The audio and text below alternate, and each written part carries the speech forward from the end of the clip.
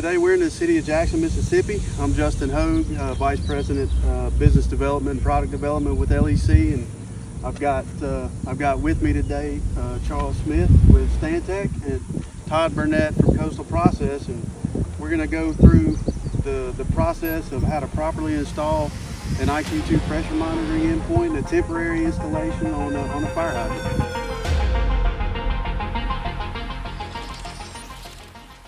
It needed to be something we could deploy quickly and that we could move from spot to spot as we needed to check other areas.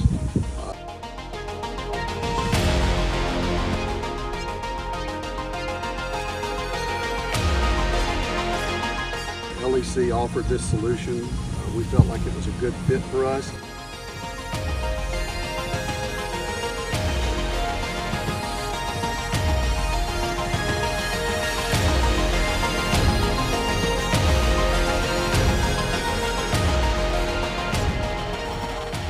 It's an easy install, and it's going to work well for us.